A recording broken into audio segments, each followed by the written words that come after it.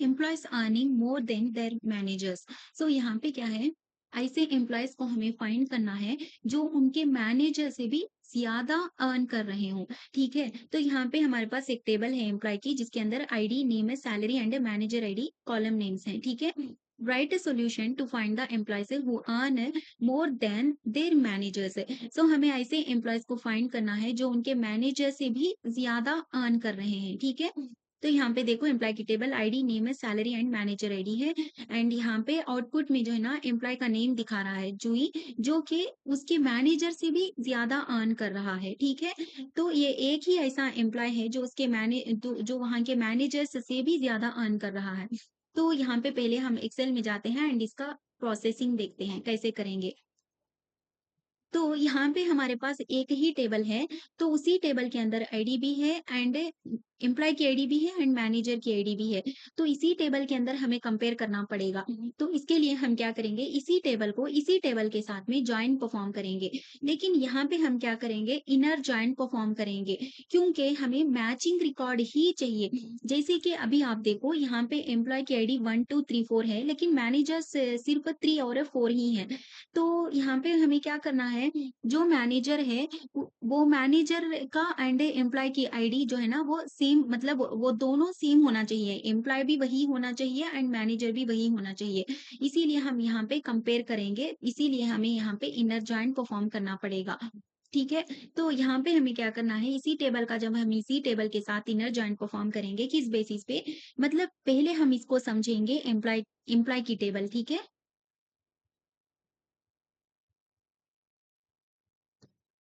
अब हम क्या करेंगे, इसको अब हम समझेंगे एक बार मैनेजर की टेबल। ठीक है, अब हम इसको मैनेजर की टेबल समझेंगे। पे जो भी मैनेजर है हमारा, वो खुद एक एम्प्लॉय है। ठीक है, तो उसका रिलेटेड इंफॉर्मेशन भी हमारे पास यहाँ पे है, इस टेबल के अंदर, मैनेजर की टेबल के अंदर उसकी आईडी भी है, यहाँ पे मैनेजर आईडी भी है। तो अब हम यहाँ पे न जॉइन परफॉर्म करेंगे, किस बेसिस पे, एम्प्लॉय की जो भी मैनेजर आईडी होगी ना, वो इक्वल होनी चाहिए मैनेजर की आईडी के साथ। मतलब मैं आपको यहाँ पे बताती हूँ, यहाँ पे हम क्या करेंगे, फ्रॉम ये जो भी एम्प्लॉय का टेबल है, इसको एक बार हम एम्प्लॉय का टेबल ही समझेंगे एंड इसका हम इनर जॉइन परफॉर्म करेंगे, किसके साथ में, मैनेजर की टेबल के साथ, उसी एम्प्लॉय की टेबल के साथ में। एंड इसको अब हम मैनेजर की टेबल अज्यूम करेंगे, इसलिए अलियास एम ले रही हूँ मैं, ऑन किस बेसिस पे, जो भी यहाँ पे एम्प्लॉय की टेबल है उसका जो मैनेजर आईडी है ना, जो मैनेजर आईडी है वो इक्वल होनी चाहिए, एम्प्लॉय का मैनेजर आईडी इक्वल होनी चाहिए मैनेजर की आईडी से, मैनेजर की टेबल की आईडी से, एम डॉट आईडी। क्यों यहाँ पे मैं ऐसे की हूँ, क्योंकि जो भी एम्प्लॉय का मैनेजर है वो एक मैनेजर है, तो उसका खुद वो खुद भी एक एम्प्लॉय ही है, तो इसीलिए यहाँ पे इन दोनों के दरमियान में रिलेशनशिप है। ठीक है, आप एक बार यहाँ पे देख लेना,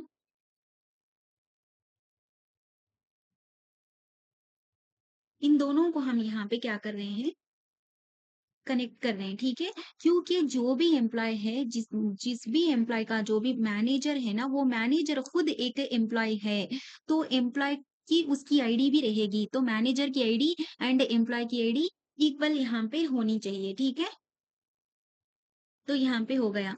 तो अब हमें क्या पूछा है, एक और कंडीशन भी हमें यहाँ पे दिया हुआ है कि, एंड साथ में एक और कंडीशन ये है कि जो एम्प्लॉय का, अभी हम क्या करते हैं, एक और कंडीशन नहीं लिखेंगे, एक बार टेबल को हम सेट करते हैं। ठीक है, तो अभी हम एक बार टेबल को ऐसे करके देखते हैं।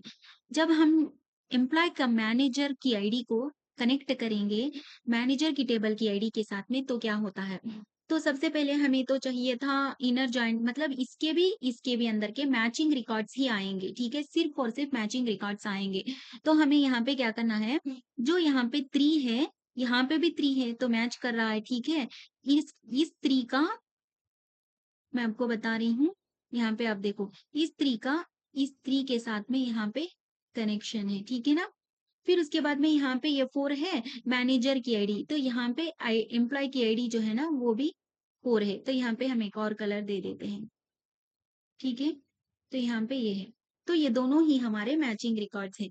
मतलब कि यहाँ पे ये जो है ना, ये सारा आएगा,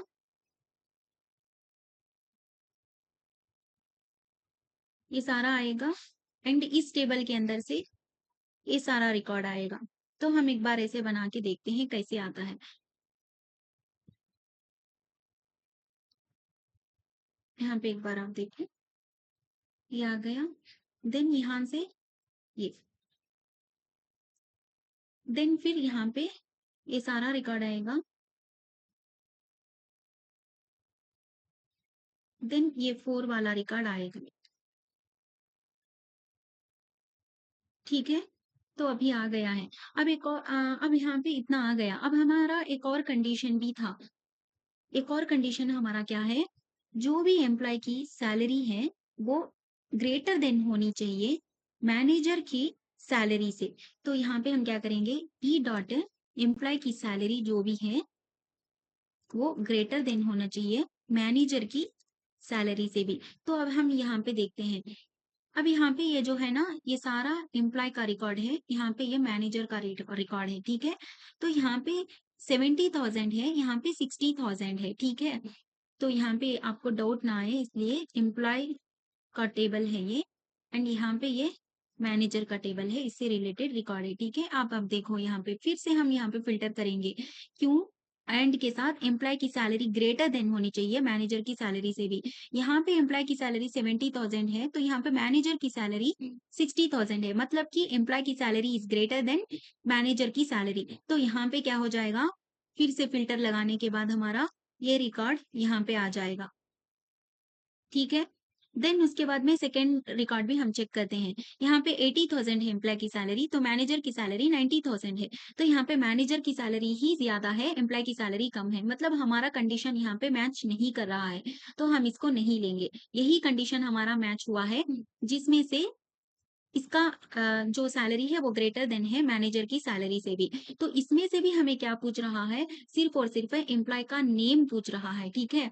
तो एम्प्लॉय का नेम पूछ रहा है, तो यहाँ पे अब यहाँ पे हम क्या करेंगे? सिलेक्ट कर लेंगे। क्या दिखाना है हमें? सिलेक्ट करना है इस टेबल में से हमें सिर्फ ई डॉट, ये जो नेम आया हुआ है ना, नेम है ये, ठीक है? ई डॉट नेम है। तो इसको लिया से हम एम्प्लॉय का यहाँ पे ऐसे रिजल्ट में पूछ रहा है कि एम्प्लॉय दे दो, नेम एम्प्लॉय शो करो, तो हम इसको ऐसे ही लिखेंगे। तो अब यहाँ पे क्या आ जाएगा? जो जूही है ना, यहाँ पे ये आंसर आ जाएगा। ठीक है? आपको समझ में आ गया? अब हम यही चीज जाके यहाँ पे एक बार क्वेरी लिखेंगे। तो यहाँ पे क्या है? फ्रॉम में जो एम्प्लॉय की टेबल है, यस, एक बार हम इसको एम्प्लॉय की टेबल ही समझते हैं। इसको हमें क्या करना है? इनर जॉइन को फॉर्म करना है, किसके साथ में? उसी एम्प्लॉय की टेबल के साथ में, लेकिन इस बार हम उसको मैनेजर की टेबल मानेंगे। एक बार हम इसको एम्प्लॉय की टेबल मान रहे हैं, एक बार हम इसको मैनेजर की टेबल मान रहे हैं। ऑन किस बेसिस पे बोले तो, ऑन जो भी ई है, मतलब एम्प्लॉय का जो भी यहाँ पे एम्प्लॉय का जो भी मैनेजर है ना, उसकी आईडी इक्वल होगी, वो खुद एक एम्प्लॉय है, इसीलिए मैनेजर की टेबल की आईडी से, ठीक है? तो आप देखो यहाँ पे मैनेजर की आईडी इसकी 34 है, तो उसकी खुद की एम्प्लॉय आईडी भी है ना, तो वो 34 ही है, वही आईडी ही रहेगी उसकी, है ना? तो यहाँ पे अब हमें क्या करना है? एंड साथ में एक और कंडीशन क्या है? जो एम्प्लॉय की सैलरी है ना, वो ग्रेटर देन होनी चाहिए किसकी? मैनेजर की सैलरी से भी, ठीक है? तो इसमें भी अब हमें क्या करना है?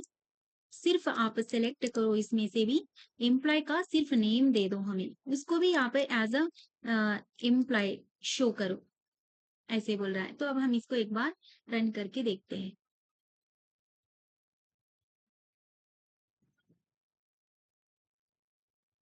तो एक्सेप्ट हो गया हमारा सॉल्यूशन। तो यहाँ पे आउटपुट हमारा जो ही आया हुआ है, एंड एक्सपेक्टेड भी वही था।